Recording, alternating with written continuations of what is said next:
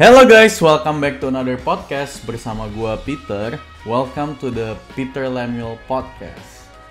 Kenapa the Peter Lemuel Podcast? Karena kemarin itu gue udah sempet mikirin nih apa nama podcast yang bagus. Kan selama ini belum ada nih nama podcast kita. Tapi setelah gue pikirin lebih lagi, sempet mau mikir kayak titik temu, berbincang sambil ngopi. Tapi rasanya nggak ada yang pas gitu, kayak kurang greget gimana. Jadi yaudah biar gampang gue namain aja Peter Lemuel Podcast. So welcome to the Peter Lemuel Podcast. Dan hari ini seperti minggu-minggu sebelumnya, gue kedatangan tamu yang super spesial dan super luar biasa. Semua tamu gue nih. Tamu hari ini nih luar biasa kenapa? Karena dia adalah seorang lawyer. Siapa lagi kalau bukan Hotman Paris? Nggak ada yang canda. Bukan Hotman Paris, tapi mungkin akan jadi Hotman Paris suatu saat nanti. Dia juga jago main badminton. Kalau kalian ngulik Instagramnya juga jago banget main musik. Jagonya yang super jago. Dan jago memikat hati wanita dengan kata-kata manisnya. Karena dia juga penulis ternyata guys. Langsung aja kita panggilin Stefa Yuiko. Yeay, halo semuanya, salam kenal pendengarnya Peter Lemuel's Podcast. Yes, apa kabar Pak? Pasti yang dengerin orang-orang pinter nih, baik. Apa kabar Pit? Oh pasti dong, yang nonton aku nih orang pinter semua. Orang yang ingin apa ya, kepo dengan hidup orang. Boleh, silahkan kepoin hidup aku sepanjang sejam ke depan. Wah ini bakal seru banget obrolan kita. Jadi sebelum gue mulai, gue bakal ini dulu deh guys. Kasih tahu kalian kalau podcast ini bakal dibagi 2 part.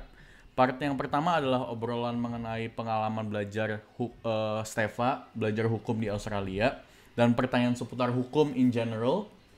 Dan part kedua adalah mengeksplor sisi lain Stefa yang suka music. Jadi kita bakal explore kenapa he choose to be a lawyer instead of musician yang notabene juga passion dia gitu. Jadi bakal seru banget. Fa, gue mau lu perkenalin diri lu dulu dong. Tadi kan cuma sekilas nih dari gue. Gue pengen tahu lu tuh siapa sih sebenarnya. Yep. Jadi buat yang belum kenal, by profession aku adalah lawyer. Tapi lawyer yang sangat jatuh cinta sama musik dan olahraga. Nah, banyak yang nanya emang kayak, kamu tuh lulusan musik gitu ya. Jadi di kesempatan ini aku clarify nih buat penontonnya Peter kalau aku nggak pernah sekolah musik. Jadi aku awalnya tuh lulusan Bachelor of Business, majornya di Management, minornya di Finance. Setelah itu aku lanjut postgraduate yang dikasih nama Juris Doctor atau JD. Nah itu adalah program hukum buat mereka yang mau jadi lawyer tapi bukan dari background hukum. Jadi waktu law school banyak banget teman-teman yang udah senior dan udah pernah bekerja sebagai profesional di bidang-bidang yang lain. Nah, tapi hal yang personal yang aku bisa share kayak banyak orang yang ngira sebenarnya aku tuh banyak latihan gitu ya, banyak latihan musik segala macem. Emang, tapi sebenarnya aku lebih banyak menghabiskan waktu untuk belajar dan baca tulis filosofi, psychology sama theology gitu. Jadi aku spend most of my times actually doing that. Nah, kalau kalian suka jokes, you'll get along well with me. Wah, oke, ini dari statement kamu ada banyak yang menarik. Yang pertama adalah kamu S1-nya belajar bisnis, lalu ambil JD. Yang kedua itu kamu demen filosofi, teologi, dan lain-lain. Ya sih 2 itu doang. Tapi maksudku ya, kenapa akhir-akhirnya tuh mau pilihnya jadi lawyer? Apa sih yang menggerakkan hati? Kenapa nggak fokus ke misalnya bisnis? Ya udah dia ranah bisnis. Atau mungkin tadi kamu bilang suka teologi, kenapa nggak belajar teologi atau filosofi gitu? Ya. Yang pertama tuh aku inget banget momen dimana aku tuh sangat inspired by some lawyers yang punya impact luar biasa. Satu ya misalnya waktu kita ingat terpilihnya Barack Obama jadi presiden. Nah ternyata Barack dan Michelle Obama juga adalah orang yang punya gelar JD, Pete. Oh. Nah terus mereka tuh dari camp yang kalau di dunia politik kita panggil liberal. Nah, juga misalnya Presiden Xi Jinping of China atau even Vladimir Putin dari Rusia. Nah, mereka orang-orang yang backgroundnya adalah hukum. Nah, tapi kalau di dunia politik yang konservatif, which I am, ada nama-nama seperti misalnya Abraham Lincoln, ada Franklin Roosevelt, even Martin Luther, atau di Australia mungkin yang terkenal Malcolm Turnbull. Oke. Gitu. Nah, ada juga misalnya, kenapa?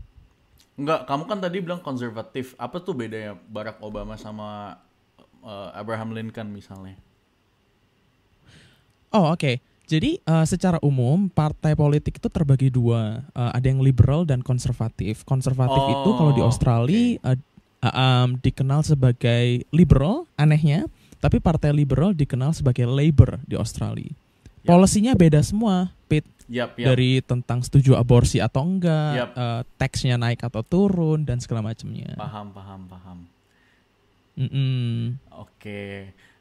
Kenapa nih, kalau gitu, kenapa kamu memilih Australia sebagai negara tujuan untuk kamu belajar lawyer? Kenapa nggak di Indo gitu? Jadi sebenarnya awalnya aku ke Australia itu kelas 2 SMA. Nah terus aku pergi ke Melbourne, Sydney, sama Canberra. Nah di situ aku langsung jatuh cinta sama Melbourne dan aku decide untuk aku mau ke Australia. Nah tapi perjalanan menariknya sebenarnya justru ketika pulang itu perasaan hatinya bergejolak antara berani dan takut. Jadi penasaran kepingin ke Australia tapi takut, nggak punya temen, nggak punya saudara. Sampai akhirnya aku ingat waktu itu ambil kayak tes psikologi gitu-gitulah ya. Di situ hasilnya sebenarnya aku menemukan kalau my personality itu suits what it takes to be a lawyer. Salah satunya misalnya high conscientiousness atau berbicara tentang how orderly atau detail oriented you are.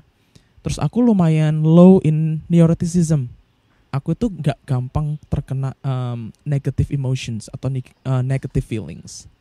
Aku lumayan disagreeable. Tapi bukan yang berkonotasi negatif ya, lebih ke disagreeable lewat critical thinking. Aku lumayan extroverted, people oriented juga. Aku juga, nah ini yang kenapa aku suka filosofi dan hukum, karena I love the intellectual challenge. Banyak banget problem solving dan kemampuan literasi yang harus dimiliki seorang lawyer gitu. Right, oke. Sekarang menarik karena kan awalnya kamu suka Melbourne, jadi kamu memilih Melbourne sebagai kota tujuan untuk kamu belajar ya. Boleh nggak sih kasih tahu berapa biaya uang sekolah di Melbourne dan biaya hidup in general gitu? Mungkin teman-teman yang nonton ada yang tertarik juga nih untuk belajar JD di Melbourne. Oke. Jadi sebenarnya aku ambil JD-nya bukan di Melbourne tapi di Newcastle. Oke. Nah, biaya studi JD itu biasanya sama seperti yang lain, tiap tahun berubah, selalu naik karena ada inflasi. Nah tapi aku terakhir kali cek kalau misalnya kalian mau ambil JD di Melbourne Uni itu range-nya sekitar 100 sampai 130 ribu, which is ridiculously high and mehong. Nah tapi itu hanya within the same range kayak misalnya engineering, tapi jauh di bawahnya medicine. Jadi kalau ada teman-teman yang belajar medicine, mereka lebih mehong lagi. Yap. Yeah, gitu. Tapi it's a big investment. Tapi waktu itu aku terbantu banget karena dapat scholarship. Oh, oke. Gitu. Scholarship apa tuh kalau boleh tahu, supaya teman-teman yang di sini mungkin mau coba apply juga, atau mungkin ada tips nggak nih untuk bisa dapat scholarship? Scholarship itu yang umum ada beberapa, satu dari pemerintah Australia atau Indonesia, which is mengikat setelah lulus harus menuruti kontrak. Tapi yang aku dapat waktu itu tidak pakai kontrak karena aku langsung dapat dari waktu di Melbourne tuh langsung dari uninya. Kalau yang di Newcastle itu dari dean atau dari dekan fakultas hukum. Wow. Gitu. Kalau tipsnya nggak ada yang khusus sih ya. Banyak-banyak Belajar ini aja banyak-banyak ya. berdoa aja kali ya. Siap. Sama kamu- banyak-banyak dengerin podcastnya Peter. Oh. Jangan lupa subscribe ya. Fa, Lah. kamu dapet Dean's Dean's Scholarship. Artinya kamu pinter banget dong, Fa.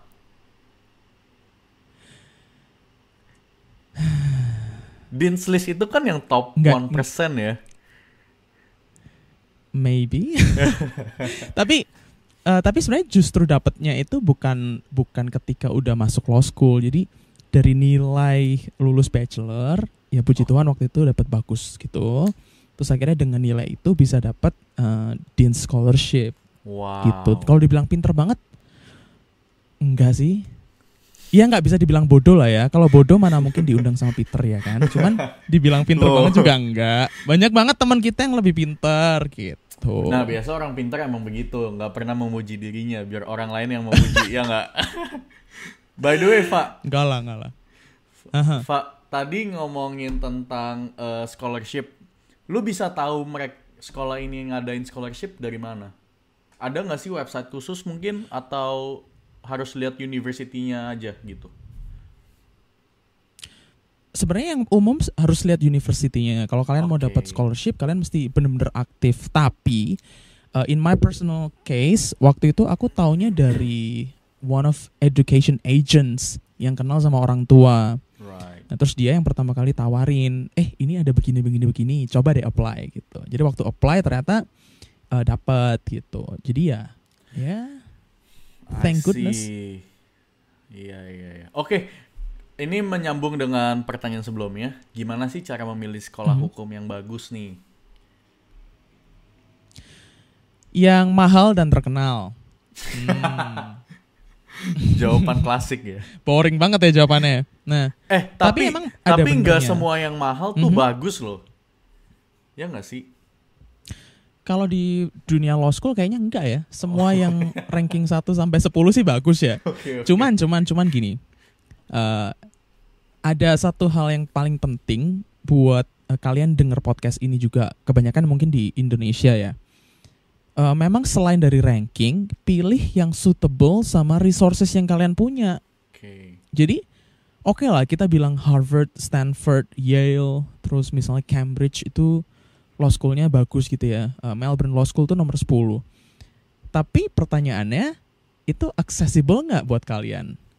Dapat scholarship-nya nggak? Bisa masuk nggak? LSAT-nya cukup nggak? Kalau kalian bener-bener kepingin jadi lawyer, tapi misalnya harus spend 3 tahun persiapan hanya untuk lulus LSAT, maka ya I think it's not the right choice. Oke. Gitu. Right. Kalau dari segi karir sendiri nih, ada nggak sih yang membedakan sekolah bagus dan sekolah jelek?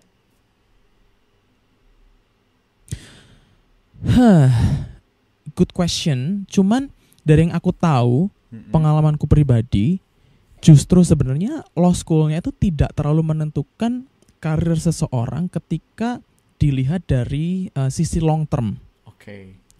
Nah, short term-nya berpengaruh dalam hal misalnya entrance ke law firm yang besar. Nah, aku tahu beberapa law firms, let's say top 6 gitu ya, in Australia.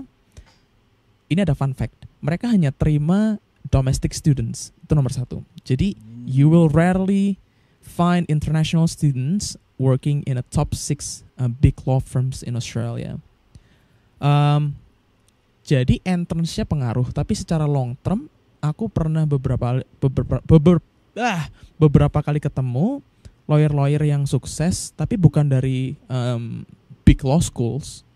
I see. Gitu. Jadi pengaruhnya di entrance ke big law firm-nya, tapi secara karir I don't think so. Ngerti. In the end kamu yang harus nentuin lah ya karir kamu mau diapain. If you're a jewel pasti ketahuan juga nih bibitnya ya. Ibaratnya seperti itu. I see. Oke. Kalau selama belajar hukum di Australia nih ada nggak struggle-nya yang kamu alamin? Atau mungkin kasih gambaran deh. Kalau misalnya gua nih sekarang mau masuk JD, apa yang gua harus expect? Is it long hours atau memorization yang banyak atau gimana? Ini cuman nggak enaknya doang nih berarti ya. Oke, kita mulai dari nggak enaknya dulu, lalu kita ke enaknya. Oke. Yang pertama harus disiapin adalah time management yang bagus. Jadi teman-teman yang di Australia biasanya kan kalau uni itu cuma ambil 3 sampai 4 subjects. Tapi waktu aku ambil JD itu 5 subjects per semester. Wow, sulit. Terus ada beberapa ratus jam internal sama external placements. Terus buat beberapa kalian mungkin harus tetap kerja dan juga punya kegiatan sosial, ikut organisasi. Jadi yang nomor 1 ya harus punya time management yang bagus. Yang terpenting nih 1 nih malah, harus tahu berapa jam kalian tuh butuh tidur. It sounds silly tapi it matters the most. Right. Gitu. Terus harus prepare sama bahasa hukum yang susah banget. Bahasa hukum itu bukan bahasa sehari-hari gitu. Kalau orang misalnya bilang mobil gitu ya, orang hukum mungkin bilangnya sebuah benda kotak beroda 4 yang berjalan di setir oleh orang menggunakan force fisika yang macam-macam. Nah, kayak gitulah orang hukum tuh. Iya. Itu. Spesifik banget. Jadi terus susah banget sih belajarnya, bener-bener. Aku inget walaupun dapat nilai bagus di kelulusan S1, tapi begitu semester 1 nilainya gitu. Jadi to be honest emang susah banget. Walaupun udah tiap hari di library sampai malam, ternyata emang susah banget. Wow. Karena gue juga tahu nih kalau misalnya mau exam ya. Karena kan gue pernah belajar law juga nih guys pas S1 bisnis law. Jadi apa ya? Ada buku setebel ini dan kalian tuh harus hafalin sectionnya gitu-gitu. Aduh pusing banget ya. Itu yang bikin pusing. Yang bikin pusing bukan tebelnya. Apa tapi tuh? Harganya. Oh iya. Iya itu. Harganya bisa $200-300 ya Pak ya? Sampai 400. Kamu punya 400 itu baru ya? Satu subjek. Ada yang sampai 500. Gila. Ada. Satu subjek misalnya butuh 2 buku. Yang satu tebel misalnya harga 350, yang satu 150. What? Jadi untuk satu subjek itu tok butuh $500. Itu satu subjek. Kalau ada 2, 3, 4, 5. Tapi dan gimana? Dan gimana? Dan itu pentingnya kayak kita berasa dipaksa untuk beli, kalau enggak kita bakal kesusahan di exam karena examnya semuanya open book. Iya. Bukan berarti gampang ya, cuman kalau kita nggak punya bukunya ya pinjam katamu tadi mampus lah gitu. Intinya memang harus beli buku karena kalau nggak beli buku nggak mungkin kita ngafalin semua bab di dalam buku itu ya. Itu gila banget sih. Iya, oke. Oke, kita move on deh dari topik mengenai jatuh. Kita move on dari topik university and such. Gua mau ngomongin tentang fun fact atau fun questions yang gua ada nih mengenai being a lawyer. Yang pertama nih, Fa. Apakah seorang hakim bisa dibayar? Bisa dibayar. Jadi mereka tiap bulan dibayar sama negara karena mereka dapat gaji. Bukan itu maksud saya. Disuap. Sorry. Disuap. Oke. Yeah. Aku harus hati-hati banget menjawab pertanyaan ini karena kalau aku salah menjawab di Indonesia bisa kena delik perkara. Kalau aku salah ngomong, aku melanggar sumpah untuk menjaga martabat dari dunia hukum. Oke. Tapi kalau pertanyaannya apakah hakim ada yang bisa disuap, kita harus secara berani jawab ada dan bisa. Tapi itu bukan sebuah encouragement dan bukan sesuatu yang bisa dibanggakan. Ya contoh misalnya yang terbaru ada 2 hakim pengadilan negeri Jakarta Selatan yang nggak usah disebut namanya ya, tapi kena 8 tahun penjara misalnya. Terus ada kemarin tuh sempat baca ada alegasi mafia di Australia yang berusaha mensuap hakim $2,2 million supaya mendapatkan hukuman yang lebih ringan. Itu ada di Top Secret Police Intelligence Reports. Wah, ini jadi, sih efforts untuk melakukan itu selalu ada. Tapi menurutku ibaratnya fuck up banget ya, karena kan kalau misalnya judge yang di Supreme Court yang benar-benar tinggi nih atau di Mahkamah Agung itu kan yang paling tinggi nih. Dan kalau bikin keputusan yang dikendarai kan itu bahaya banget ya, Pak ya. Banget. Aku pernah satu kali pulang dari sebuah kantor pengacara. Oke. Dan di motor tuh aku bener-bener bergulat dari dalam hati dan pikiran ya. Karena ada seorang pengacara yang bilang dia habis menang kasus 3M karena habis bayar hakimnya 150 juta. Dan itu ada di pengadilan negeri, which is pengadilan level paling bawah kalau di Indonesia. Nah, kalau di level MK memang jarang terjadi yang seperti itu. Bahkan aku bisa bilang kesanku tuh selalu positif. Tapi ternyata juga hakim MK beberapa tahun lalu ada yang kena. Aduh. Gitu. Oke. Wah, ini ya cukup menyegarkan aja. It's a sad truth ya. Apakah pekerjaan lawyer seperti yang ada di film series TV Suits? Pernah nonton nih pasti. Wih. Lawyer. Kalau nggak nonton, nonton, jangan bilang kamu lawyer. Tapi aku harus bikin confession kalau aku nontonnya sebenarnya setelah lulus, Pit. Oh gitu malah. Oke. Jadi justru film ini tidak mempengaruhi aku mau belajar hukum atau enggak. I see. Tapi jawab pertanyaan kamu, it's a yes and it's a no. Walaupun lebih banyak no-nya. Oke, boleh nggak dijabarin? Gitu. Yang yes ya, kenapa itu bisa dianggap merepresentasikan? Karena satu, kita bisa lihat emang kalau seorang lawyer kerja di law firm yang besar, di kota yang besar, bakalan kaya dan sekaya itu, tinggal di apartemen yang mewah, terus dikelilingin orang-orang yang super lah gitu. Nah, terus misalnya tentang internal politics, bagaimana ada politik yang jahat di dalam sebuah company, itu juga terjadi. Jadi benar-benar lingkungan law firmnya memang dipenuhi orang-orang yang qualified loh ya, pinter-pinter dan berusaha untuk saling sikut untuk jadi pimpinan. Oke. And it's true. Okay. Kalau yang gitu. no-nya nih, yang kamu bilang banyak no-nya. Kalau yang no itu sebenarnya yang paling sering didiskus sama teman-teman lawyers itu misalnya begini. Ketika kita udah jadi lawyer, maka biasanya kita spesialisasi. Either jadi transactional lawyer atau litigation lawyer, jadi litigator. Excuse me. Kalau kamu itu transactional lawyers, maka kamu akan lebih banyak research-based, preparing contracts, reviewing documents, negotiations.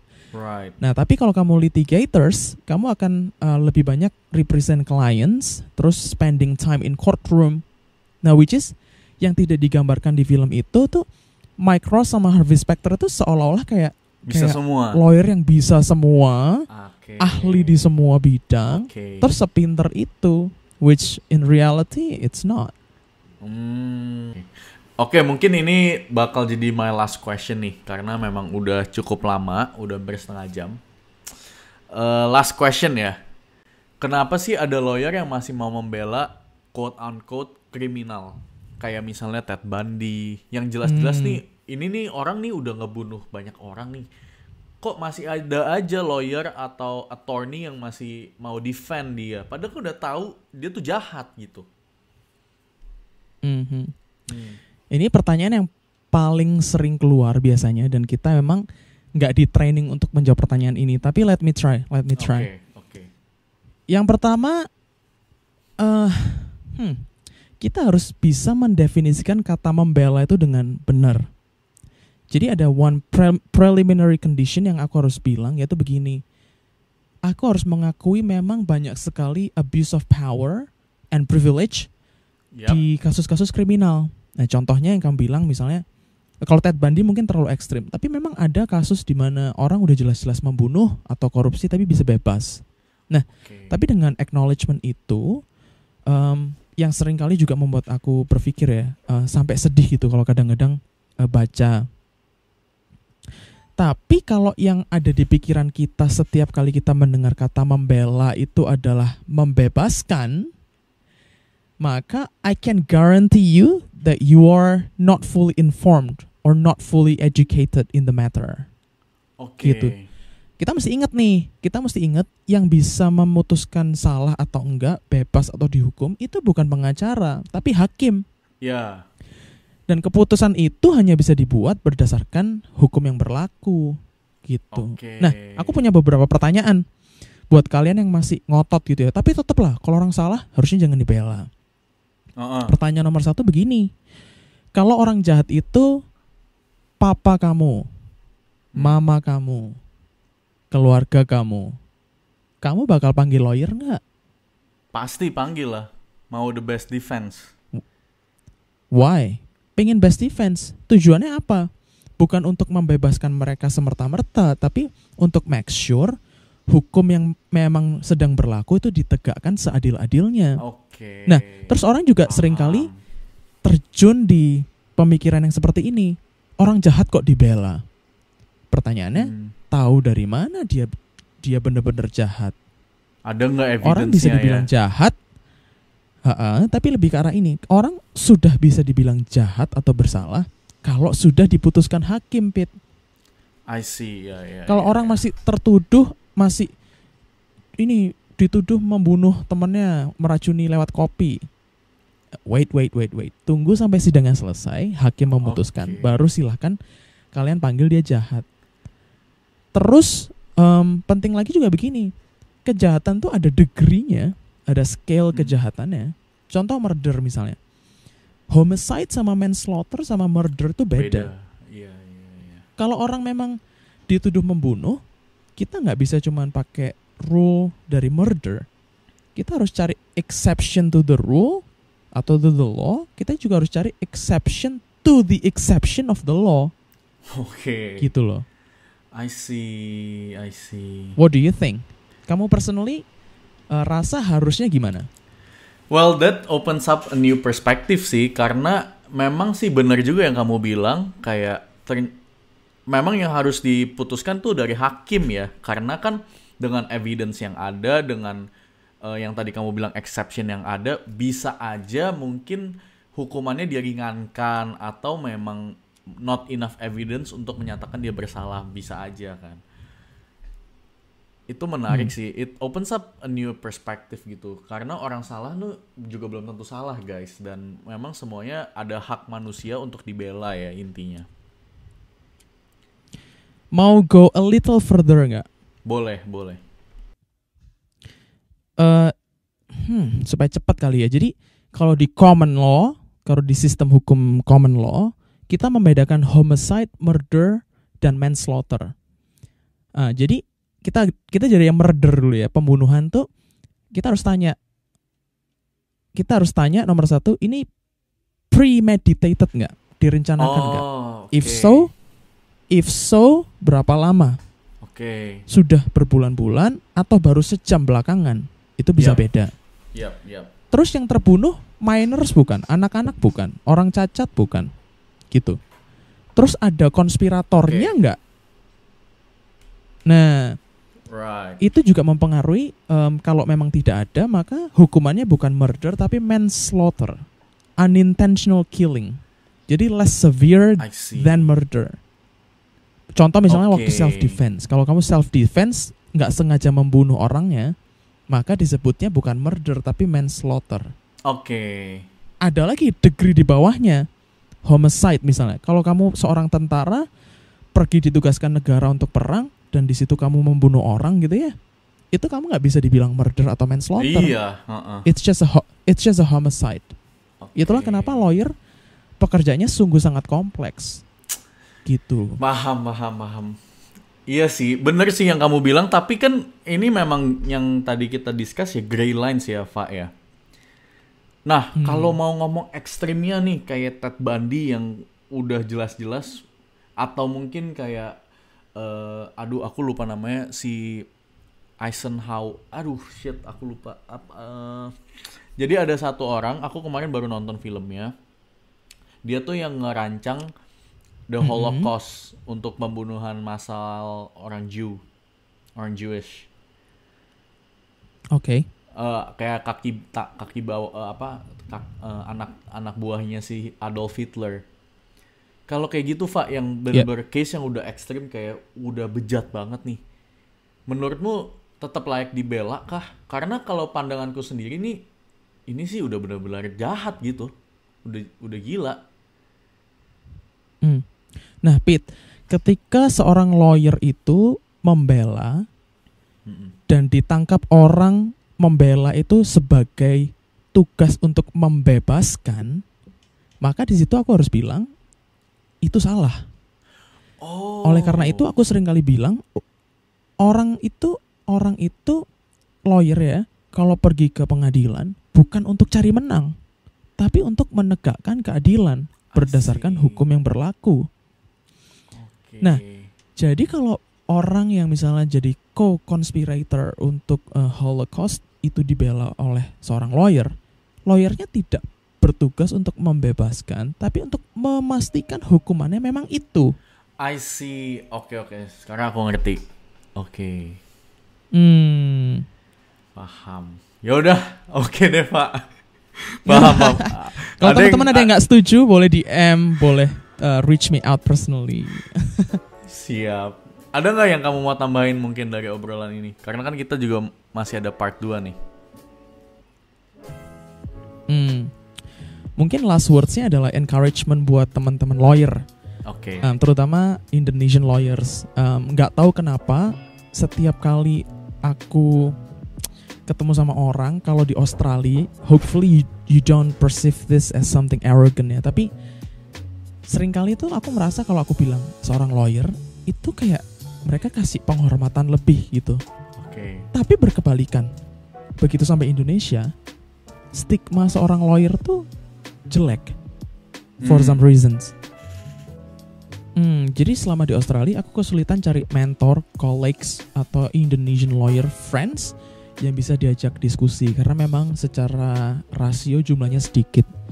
Nah tapi kembali ke Indonesia, teman-teman lawyer yang sering kali dianggap remeh, dianggap rendah, dianggap pekerjaannya itu quote unquote tidak mulia, maka aku pingin mengencourage kalian semua untuk nomor 1 stick to your calling, nomor 2 yakinlah yang kalian lakukan itu benar-benar usaha untuk merepresentasikan keadilan, sehingga apapun yang kalian lakukan tuh benar-benar bermakna. Jadi jangan sampai kehilangan pride as a lawyer yang adalah penegak keadilan gitu. Kita tuh bertanding di sebuah ring yang valid kok gitu. Kita tuh bukan bertengkar di jalanan. Seorang lawyer tuh kalau mau membela keadilan benar-benar harus di kepolisian, di kejaksaan, di kantor pengacara, di dalam pengadilan. Jadi jangan berpikir kita tuh orang yang kayak rusuh. Jadi kayak pokoknya apapun yang bisa dapat duit kita hajar gitu. Nggak begitu. Wow, super sekali nih jawabannya.